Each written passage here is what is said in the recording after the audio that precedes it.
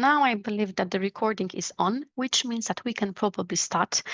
And I guess formally or a little bit informally, I can present myself. As some of you know, my name is Emily, and I will have that pleasure to run today's webinar dedicated to the topic of preventing burnout.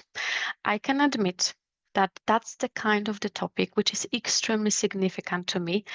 And the reason is because I had that kind of the chance opportunity to suffer from burnout, to experience burnout in the past. So usually when I'm talking about that subject, I treat it like really quite personally, just because of my own experiences. I'm not sure if even from the time perspective, I could say that I was able to prevent burnout to happen. I guess probably not. Again, I'm not sure, but I have that kind of the suspicions. But even when I'm going to tell you a little bit more about burnout, I will probably relate to some kind of the symptoms that at certain point are really extremely difficult to be recognized.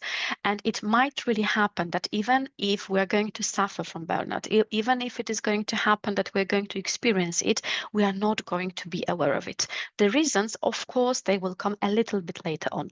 But let me also refer, apart from my personal experiences, to the goal of our meeting today. So I think I would mention that if it is about the goal of the meeting today, is to be able to recognize that tiny slight difference or tiny slight line between stress and burnout, because it might really happen that when we finally suffer from burnout, we will be not able to recognize we have it. So it's exactly something what I mentioned about myself. I had it, but I was not aware of it. Probably I could give you the answer already right now why it really happens that we are not able to recognize that we suffer from burnout. But I guess that I want you to stay with me till the very end of the webinar. So probably the answer has to come a little bit further on, because if I'm going to give it to you, oh, maybe you will just leave the webinar. So let me really leave it for a little bit further part of our webinar. How about the agenda? So I would say that we're going to concentrate on three main aspects.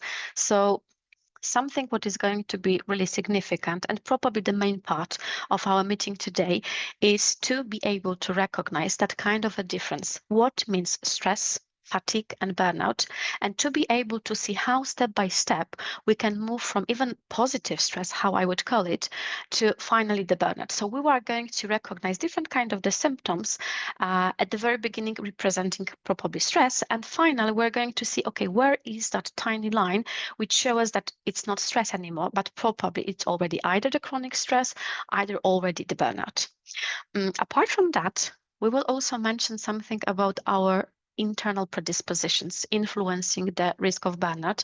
And probably even here, you will be able to see, or maybe you are already able to see, that it might happen that in exactly the same situation, in exactly the same environment, we are going to meet two people, but one person is going to do like really perfectly and manage different kind of the task, like really on a very high level, and in exactly the same situation, under exactly the same circumstances, there is going to be another person, but somehow extremely stressed or even again suffering from burnout.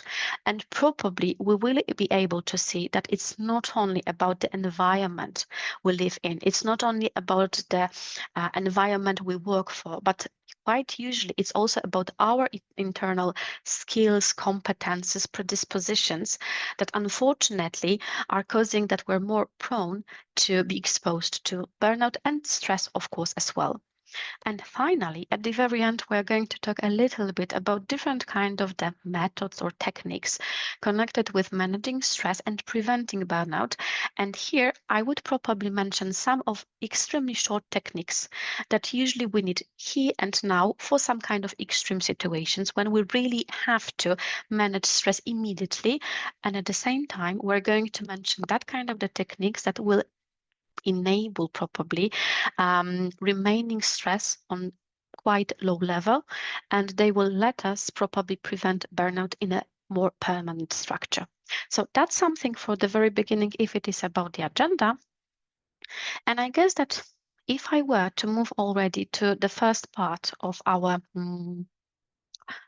schedule today, I would already invite you to a little bit of the reflection.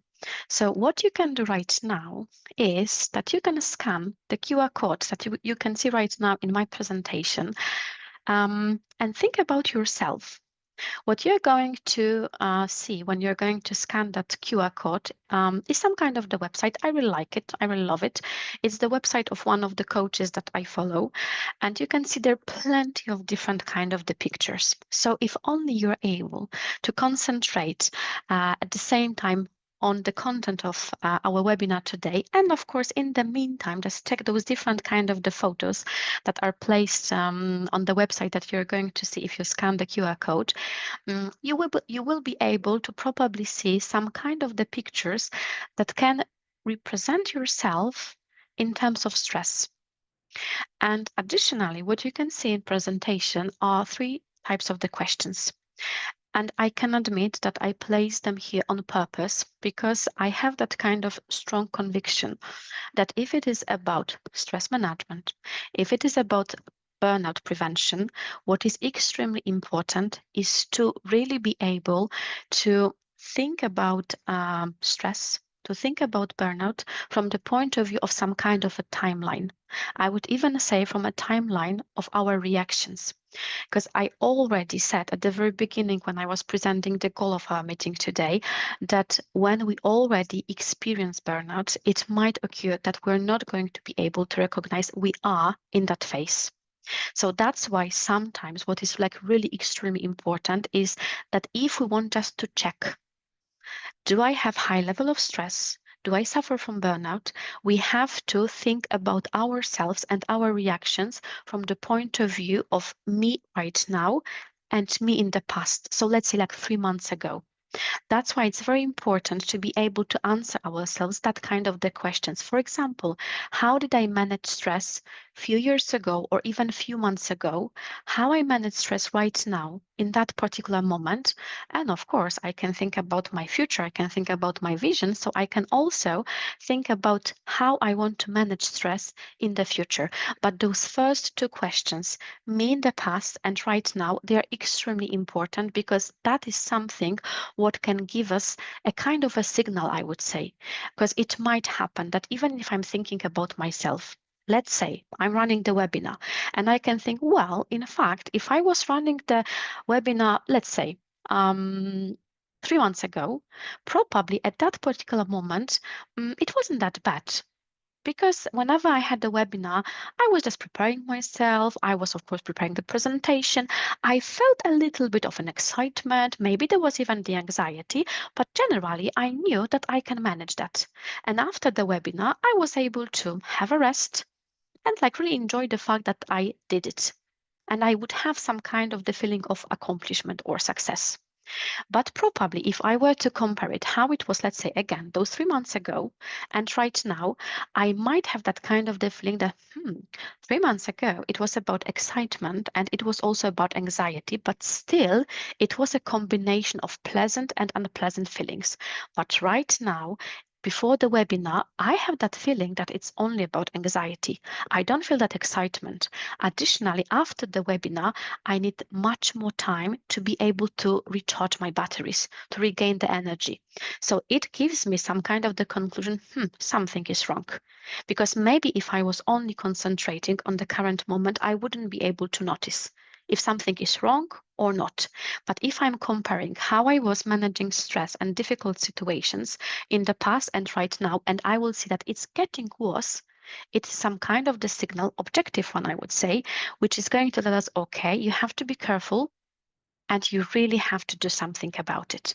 So that's why I'm asking you to do that kind of the exercise. Of course, you could do it when I was mentioning that aspects connected with the timeline, but if only you want, if you're going to keep that website, you can just think about it in the nearest future, and maybe you can even keep that cards for the future to be able to do that kind of retrospective. And if I'm thinking also about stress, I guess that probably I could give you like thousands of different kind of the definitions. But when I was thinking about stress and burnout, I had that kind of the thought that generally, if it is about that particular topic, it has to be the easiest possible. Because in case of burnout, something what is extremely important is to be able to save our energy. So the more we have to invest competences, knowledge, effort, budget, anything else, the more prone to burnout we are going to be. That's why even if it is about the distress definition, I would really say that the easiest, the better, the easier, the better. That's why for me, some kind of the definition that I really like, if it is about stress, is the one that you can already see right now if you follow the presentation, the one which shows expectations and the possibilities.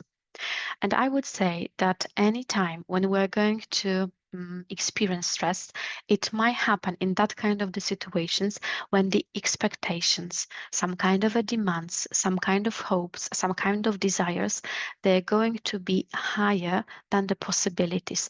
Possibilities understood as our resources. Of course, those resources, they can refer to anything. It can be about my skills. It can be really about my energy. It can be even about my budget. It can be about my capacity. It can be anything what I need to invest to manage a difficult situation. And probably if I were to think about expectations at the first glance, I would rather think about the external ones because it definitely happens that when we are at work, different kind of peers, different kind of stakeholders, our managers, our clients, well, they expect something from us because that's how the world works. But at the same time, if I mentioned earlier also our predispositions, I would say that it might really happen that those expectations that can cause stress, they are the ones not only created by the other people, by the external environment, but they can be also that kind of expectations that are created by ourselves. And that's again something what we can observe that quite often we, for example, we perform exactly the same task, we are in exactly the same environment, but we will be able to see that another person is managing the same task on a very high level. It doesn't cause any kind of stress in that person. But for me, exactly the same task is going to be much more difficult. It is going to be much more stressful. Probably even again, if I were to think about that webinar that somehow came to my mind, it would be the same that for some of us, if we were to run the webinar for thousands of people, sure, why not?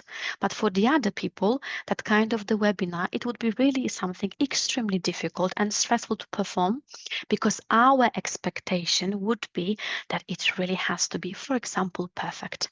That's why expectations, if they are higher than possibilities, it can cause stress. And at the same time, even if I think of stress, I can probably say that to some extent, even if we're going to find some challenging situation, and in that particular challenging situation, we're going to feel stressed, there is nothing wrong in that. Because for a lot of us, especially at the very beginning, stress can really bring something positive. Because usually, if I know that I have to run the webinar, if I'm not going to feel stressed, I can imagine that I would procrastinate. But if I'm going to know that the deadline is approaching, then I will feel some kind of adrenaline, and probably I will have that kind of the feeling, okay, the webinar is coming, I have to prepare the presentation, I have to raise my energy, and I have to be really very well prepared for that. So then stress, which is going to be connected with that excitement, for example, with the faster heartbeat, with adrenaline boost, it is going to bring me a higher level of productivity. So I will mobilize myself and I will be able to perform something probably even on a higher level. And the case is that when the stress factors come, the very beginning is exactly the same, no matter if stress is going to have this positive or negative aspect. So the very beginning is exactly the same. We mobilize ourselves and we start doing something, but the difference is in the way how we act and also how we feel after the stress factor is going to finish. Because usually if stress is going to have that kind of positive meaning, it means that I will be able to adapt the stressor on the optimal level. So let's say again, coming back to the example I gave with the webinar, it could happen that, for example, even if I'm preparing myself, I know that probably preparation is going to take me, let's say, 2 hours. So it's quite optimal because I know that 3 months ago it was the same, or like 1 year ago it was exactly the same, more or less 2 hours of preparation. I also know that mostly other people who run the webinars, they also prepare themselves for 2 hours. So I have some kind of a comparison myself now and in the past, and also how it works in comparison to the other people. I, of course, don't want to say that I'm comparing myself because I want to be better.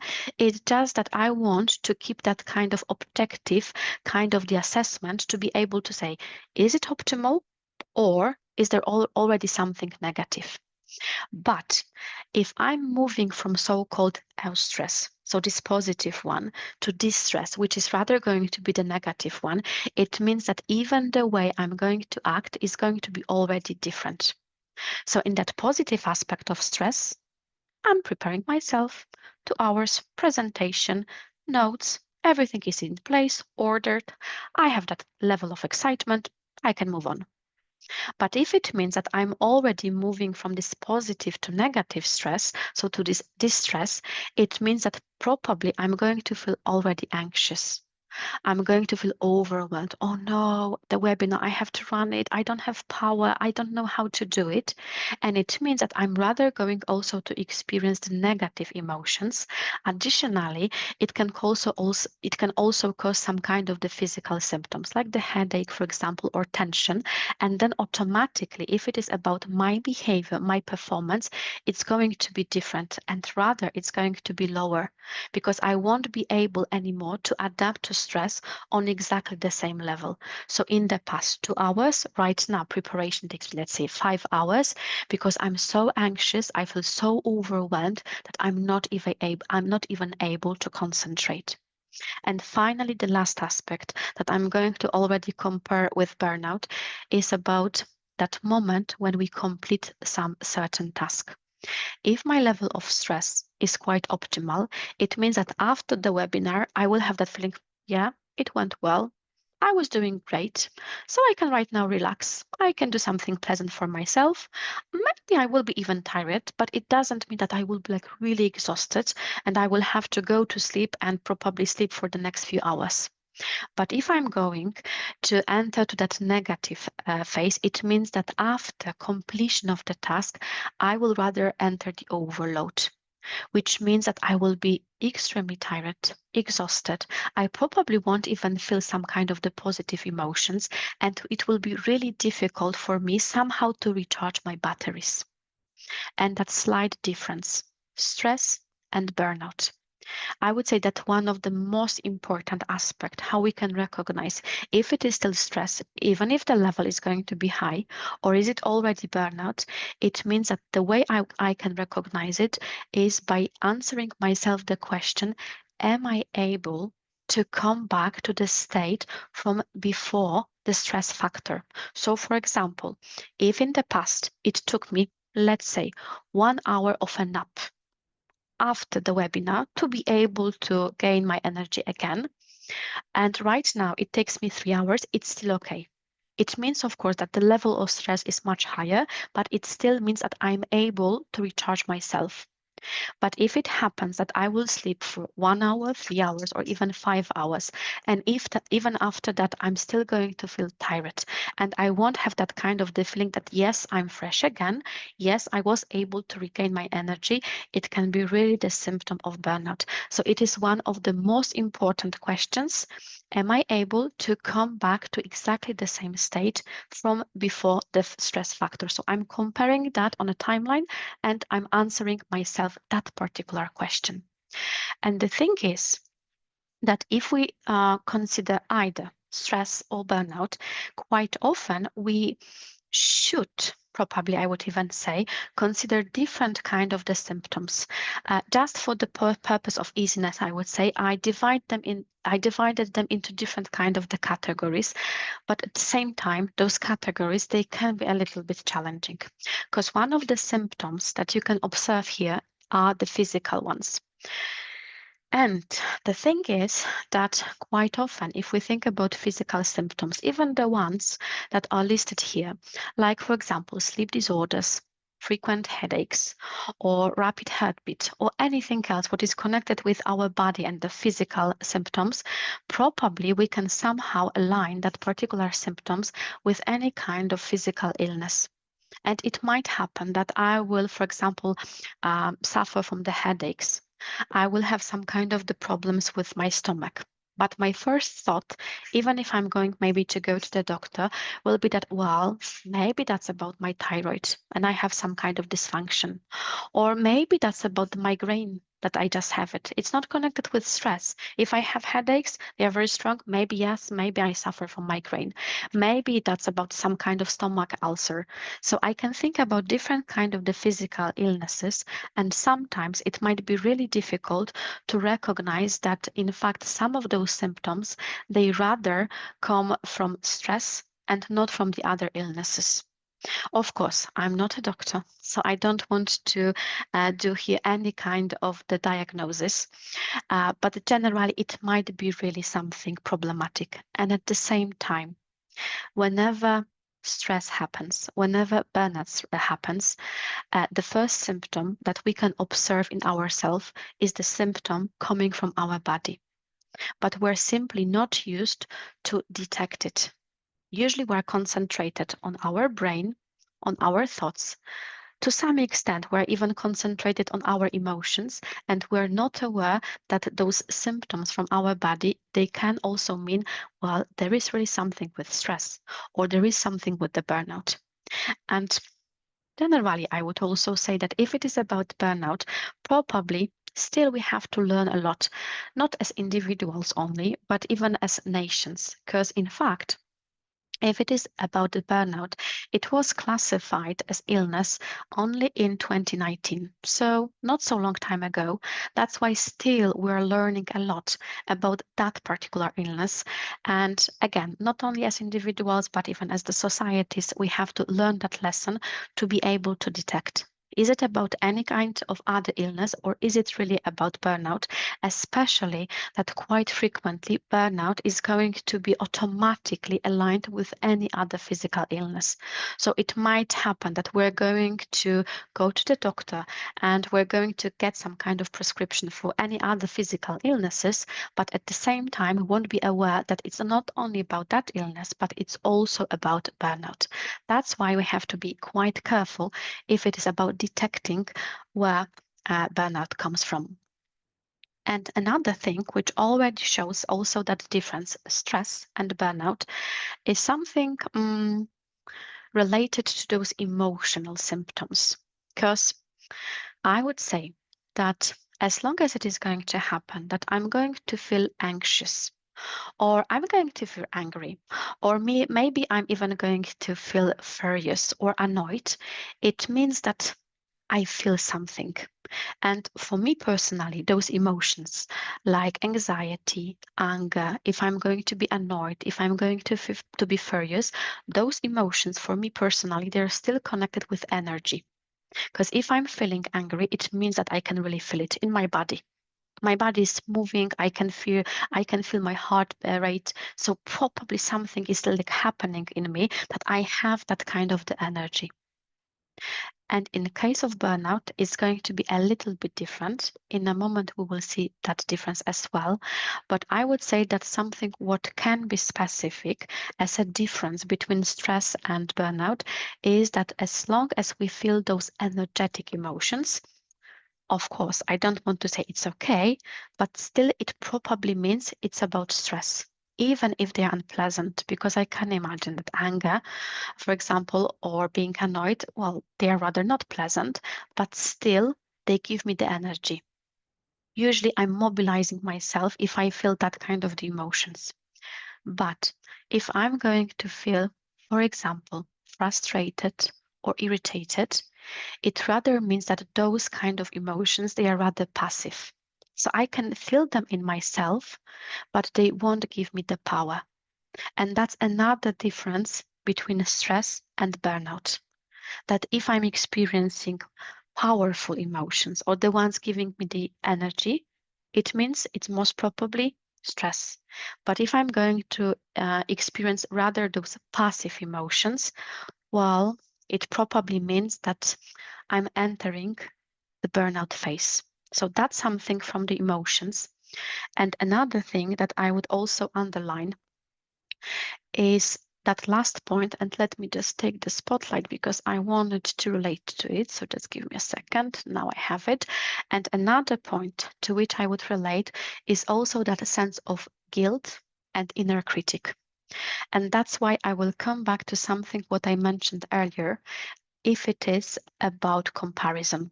That on one hand, as I told you, if we want to recognize, is it still acceptable with stress or is it already a little bit at risk? It would be really great if we could compare. How is it right now and how was it in the past?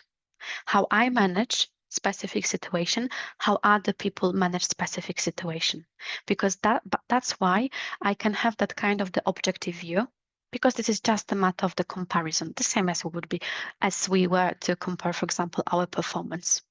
But on the other hand, if we experience burnout, unfortunately, what is happening is that we are becoming much more critical to ourselves. And then what can occur is that I'm going to compare now, a few months ago, my reactions of my, for example, peers. And if I'm going to do that kind of the comparison, unfortunately, what can happen if I already experience burnout is that I'm going to enter that inner critic mode. So I'm going to tell to myself, oh no, 3 months ago, I was able to manage webinars, and right now, I don't. What is wrong with me? I'm so bad.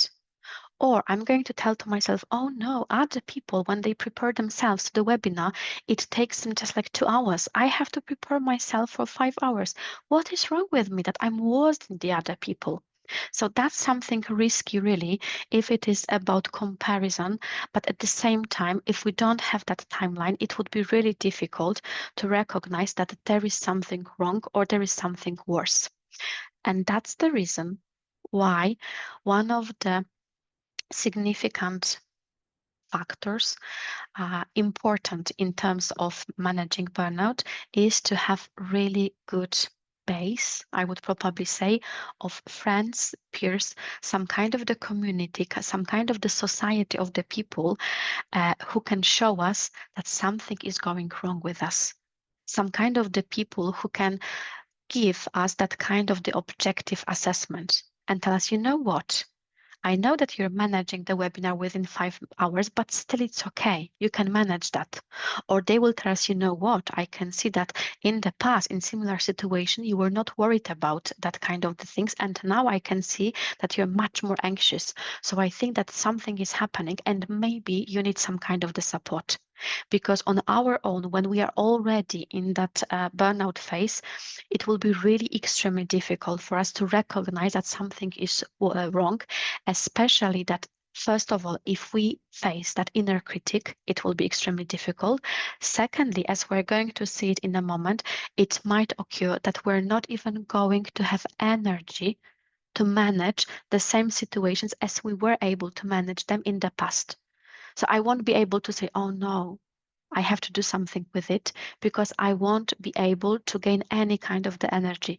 That's why sometimes it really happens that if people suffer from the occupational burnout, they should, of course, for example, change their jobs, but they are not able to do it because they are so extremely drained. They are so extremely out of energy, and looking for the new job needs energy, needs motivation, and they are not able to do it. So very often they are really staying in the same situation, even in some kind of unhealthy environment, because they don't have the power to do anything about it. And that's why they need the support of the other people.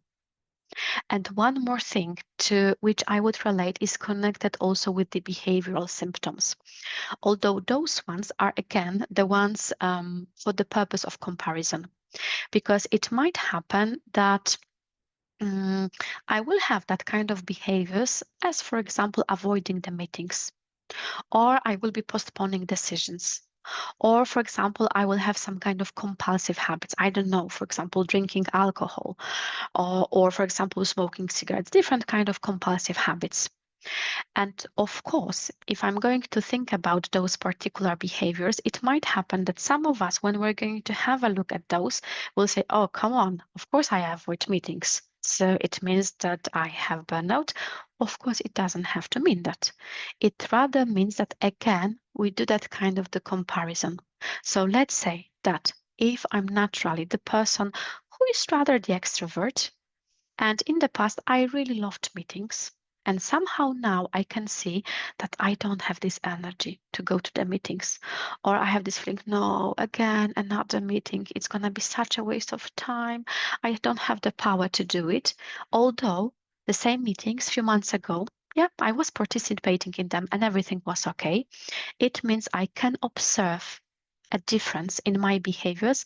And it's also, again, some kind of the signal that maybe I'm entering that burnout phase. What I can probably share from my own experiences is about indecisiveness. And that's also, I place there that point about postponing decisions, because I can admit that for me, somehow personally, it was the kind of the moment where I noticed that something is really wrong, because when I started comparing myself when I was suffering from that burnout, although at that time I didn't have that kind of the awareness, but when I started figuring out that something probably was going wrong, I did that kind of the comparison really of my behaviors. And I had that kind of the thought that it was always extremely easy for me to take any kind of a decision. It could be a decision connected with some kind of a strategy. It could be some minor decision, private, professional, didn't matter. It was extremely easy for me to take any kind of the decisions. And at some point, what happened was that I was going, for example, to the shop, and I was just supposed to do some kind of the grocery. And I really still remember that I was standing in front of the shelf and I was thinking, oh my God, that cheese, or maybe that one, or what should I choose? And that kind of decisions, they were so extremely overwhelming that I really wasn't able to do the shopping. And then I started noticing that, for example, at work, it was exactly the same. Something what used to be extremely easy because I knew that I was, let's say, like talented in taking decisions. I noticed that exactly the same talent that I used to have right now, it was something I wasn't able to do. And the thing is that when we answer ourselves some kind of the questions, when we do that kind of the retrospective, I would say that to be able to recognize, is it about stress? Is it about burnout? One of the questions that we could ask ourselves is the pre-last question that you can see right now in the list. Do I have and do I use the necessary resources? Why not only do I have? Because basing on my own example, I knew that I really had all the resources, because if it is about my skills, I knew that I'm that kind of the person for whom taking decisions is something extremely easy. But at the same time, when I was standing in front of that shelf, I was able to notice that something that I was able to do, I'm not able to do right now. And that was the case. So not only do I have the proper resources like competences, skills, but am I still able to apply to use those necessary resources? If not, it can be the signal for me. It's about burnout because I have something, but I don't know how to use it. And I knew how to do it in the past. I mentioned to you that one of those aspects that are extremely significant if we want to recognize stress or burnout, is about scanning our body. So probably that would be right now a question to you and another QR code that you can apply. And the second question that we can see, like what signals from your body tell you that the stress is becoming too much or too high. So think a little bit about it. Think about some kind of situations, like difficult ones, challenging ones, the ones in which you probably experience like higher level of stress. Some kind of the situations that at work or even in your private life can of course cause some level of stress. And you can consider, can you somehow detect in your body? Do you feel maybe a headache? maybe a stomach ache, maybe any other signal from your body, like the physical signal by which somehow you can recognize, oh, probably the level of stress is becoming too high. So it's a moment for you. You can check right now, Menti. If you scan the QR code, if anything is wrong with Menti, you can of course also let me know. But that's that moment when it would be really lovely if you were to interact a little bit and share something from your opinions. If it is going to happen that Menti won't work, you can always place your comments to chat, so I can also invite you to that. And of course, in a second, I will move to Menti as well, so that we could see if there are any kind of the answers. So for a moment, I'm gonna skip my screen with the presentation and I will move to Menti. So please check, of course, if it works, if you can place there any kind of the comments, because if you scan the QR code, there should be, of course, some kind of the box and you can put there your opinions if it is about signals from your body. It would be great if you did it, of course, in English, but if you also want to use your native language, that's perfectly okay. And I can see that we have already there Menti presentation. Some of you are already answering. Of course, if it is about Menti, it's 100% anonymous, so I'm not going to see who is placing what kind of the answer. So it is just something for you, and you can put there your comments. And I guess we can see the first one. I'm looking at my second screen, so that's why you don't see me looking into the camera, because I'm checking also my second screen, and it's about migraines. So let's check if there is anything else, how you can detect from your body if that stress level is a bit too high. If you don't have that kind of signals, probably I can congratulate. Or maybe it also means that sometimes it's really difficult to recognize and again to distinguish. Is it about stress? Is it about something different? Because really it's not that easy. So if you can't think about yourself, you can just consider, like if that was about any kind of the person suffering from stress, from burnout, what kind of signals, what kind of symptoms from the body that person could feel. So if only you wish, you can, of course, add some other comments. You can put that also to chat. So I will just still check if there are any other comments. And I guess, yeah, we have a headache, of course, pain in my back. Oh, that's something I know really very well, unfortunately, I would say. Um, mhm. Yeah, sleeping. That's of course something like extremely difficult, because then lack of sleep means that we're going to be even more stressed because we are tired, and that is like really something extremely difficult because it's some kind of a vicious circle. I'm stressed, I can't sleep, then I'm tired, I can't work again, I'm not performing, I'm not efficient. So that's like the whole vicious circle, and I can see that kind of the point not having energy, and that's definitely about that again, especially if we think of burnout, because as I mentioned, it's really quite often about lacking the energy. If you still wish, of course, you can add your comments, but at the same time, I'm going to move back to the presentation to one more aspect that somehow I was already mentioning, but I just somehow also, I'm repeating myself, I just wanted also to visualize that, because if it is about stress versus the burnout, what I would really say is that in case of stress, we can see the overload of our resource back. And again, of course, if it is about this resource back, the definition of it is quite wide. It's about our physical resources, like our healthy habits, like, for example, sleeping well. It's about emotional resources. For example, self awareness. I know what kind of emotions I'm experiencing, I'm able to name them. I know what kind of situations cause what kind of emotions. It's about also my mental resources, like, for example, problem solving ability, or like positive reframing, like ability to set the priorities. So some kind of the resources connected also with my competences.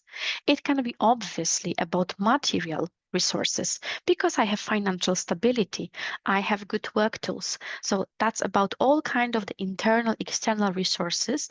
And if I'm going to add them to my back, it means that even if I meet any kind of the stress factor, I can use any of those resources and manage.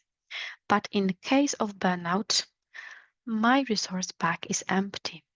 And if it's empty, I cannot use it.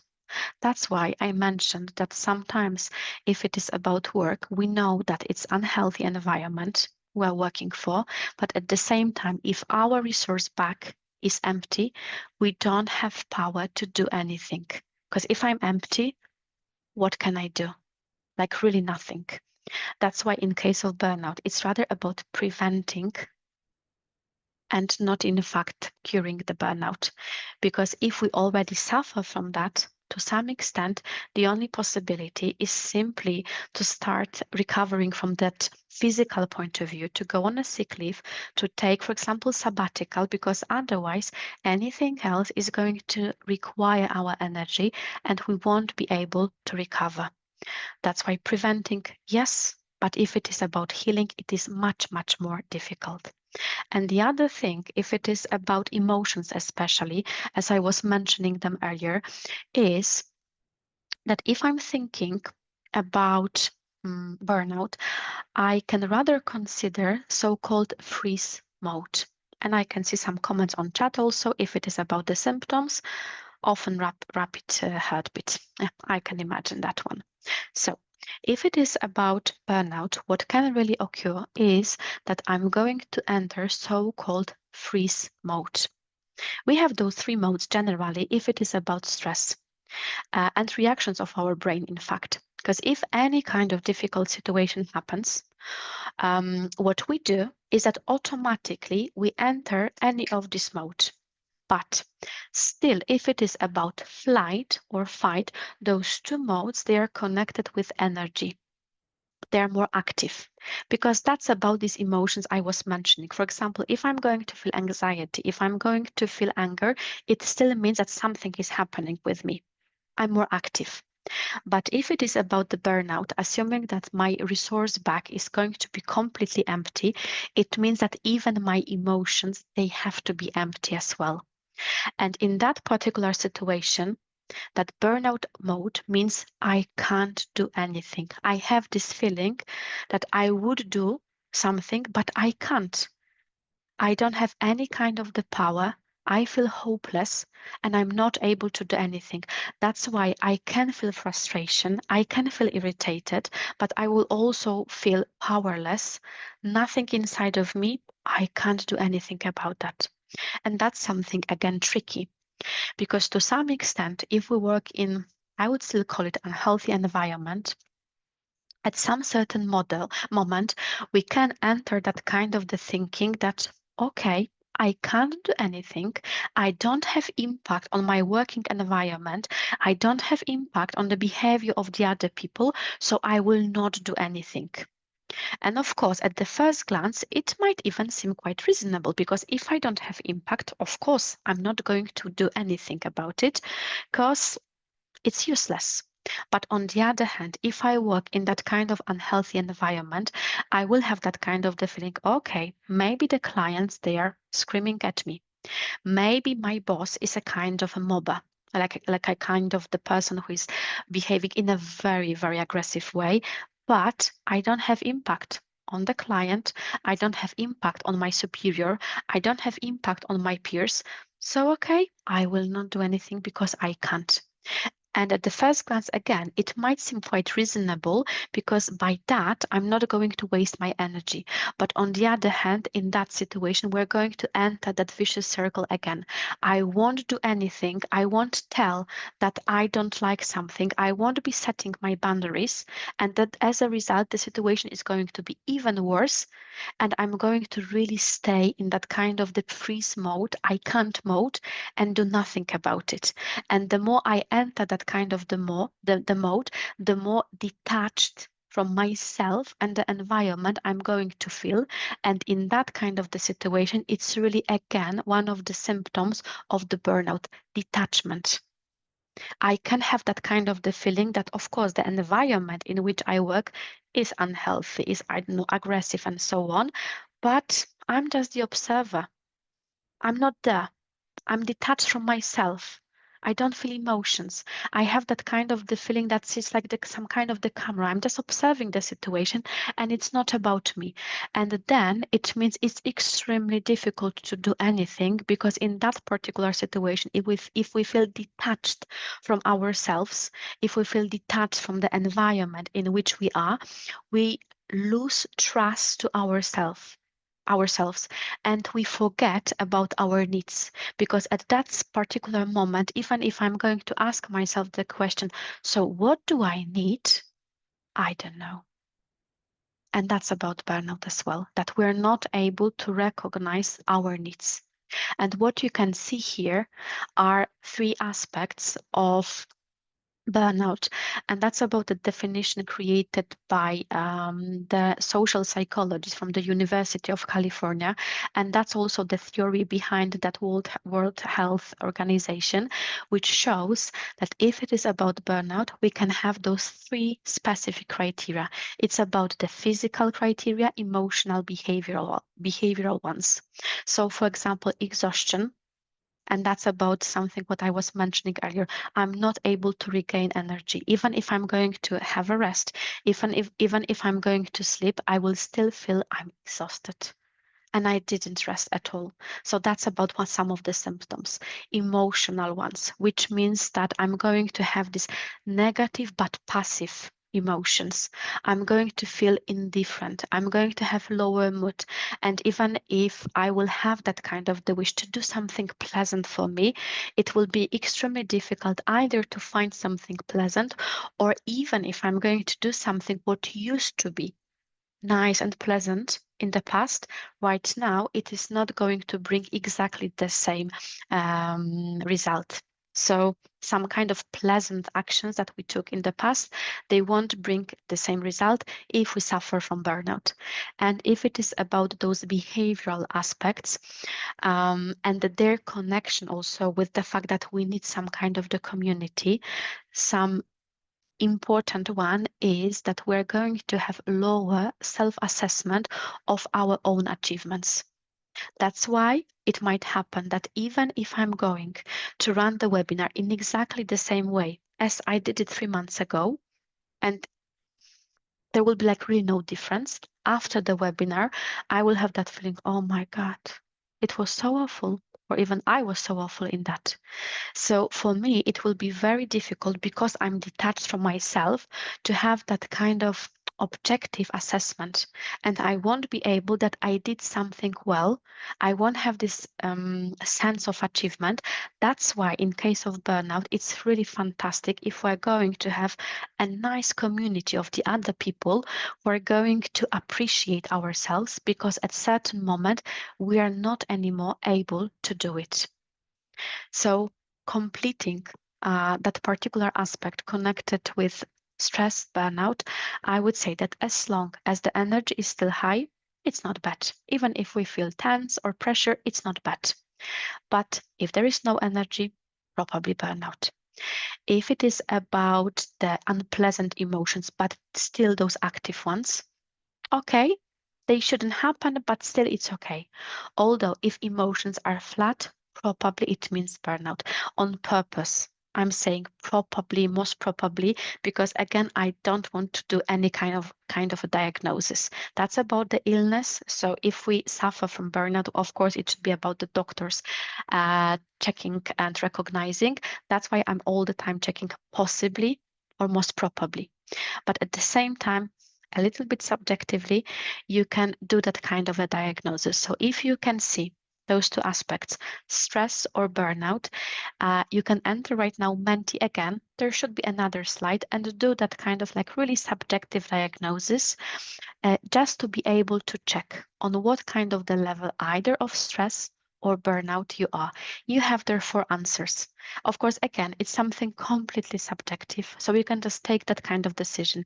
Is, in your opinion, your level of stress on quite low or acceptable level, or, and I'm sorry, I can see that I made some kind of a mistake. I don't know what I did here. So I think I would have to skip it because my intention was to put another point that it's already on high level. And the fourth one was supposed to be about the burnout. My mistake, I'm sorry for that. I made it.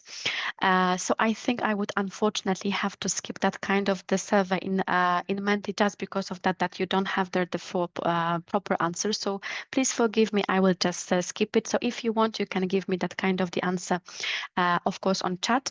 If in your opinion the stress level that you're recognizing in yourself is still acceptable, or maybe you already think, it's already too high because, for example, my coming back to the previous state of my mind, of my emotions, is already different than it used to be in the past. Or maybe you have that kind of the opinion by thinking about those differences that in fact what is happening is that the burnout is already emerging. So it's something to you. And of course, if you want, you can add me that comment via chat.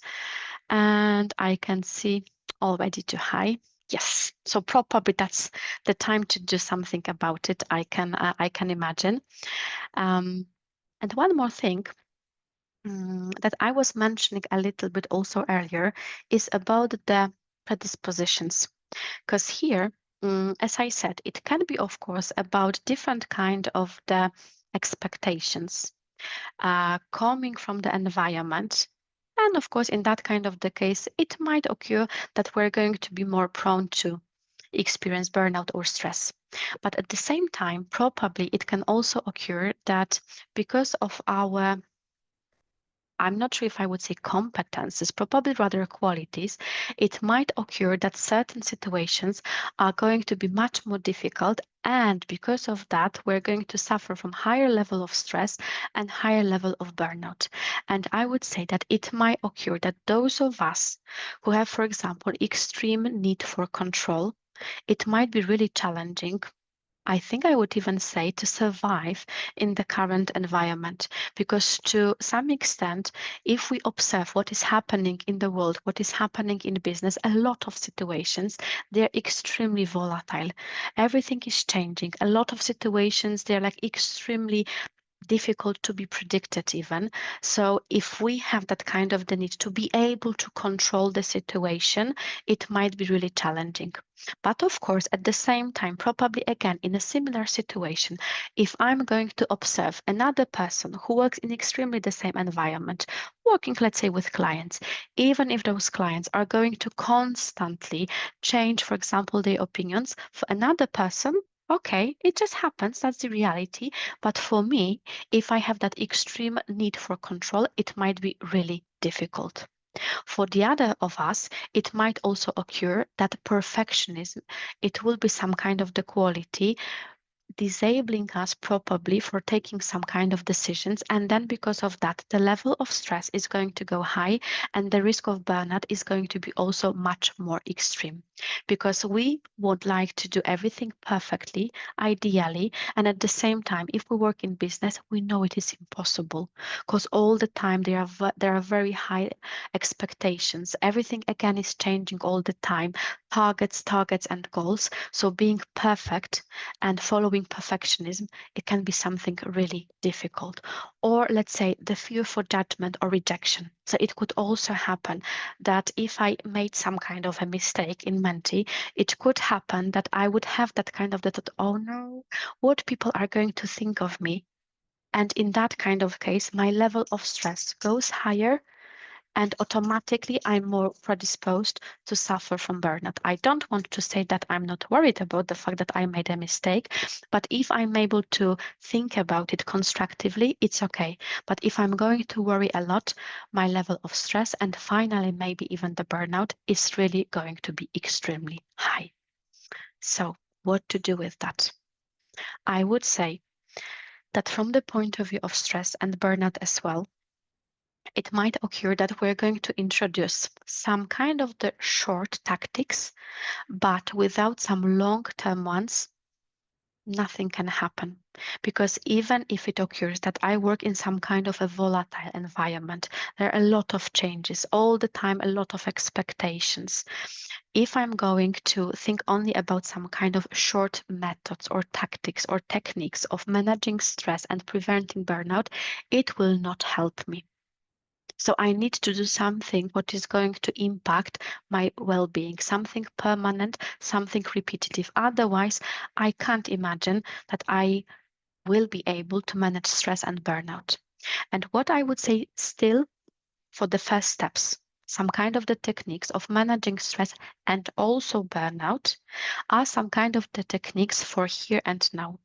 And some of them are connected with our physical reactions, with our body, I would say. So, what is important, as I mentioned also earlier, is that if I already know that stress appears first in my body, I have to learn how to scan my body to be able to recognize, okay, I feel the pain in my stomach, I have a headache. So, for me, it will be the first symptom, okay, probably the stress started happening. Because if I'm going to somehow forget or neglect my body, most probably my brain will already give me the signal. And if it is about my brain, unfortunately, the thing is that usually my brain overthinks. And when I'm going to detect stress, when it is going to emerge in my brain, I will start thinking, oh no, I'm stressed. Oh no, I'm anxious. Oh my God, I'm frustrated. Oh no, I have to do the webinar. Oh no, I have to do the presentation. So I will already start thinking so much that it will be extremely difficult to lower the level of stress.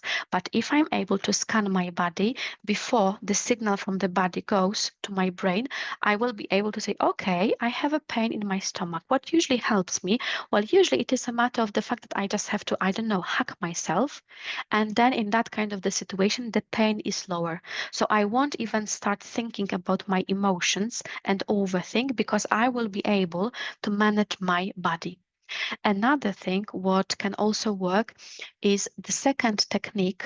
Let me take the spotlight again. I know we're running out of time. I will probably take just 5 more minutes of your time if only you let me.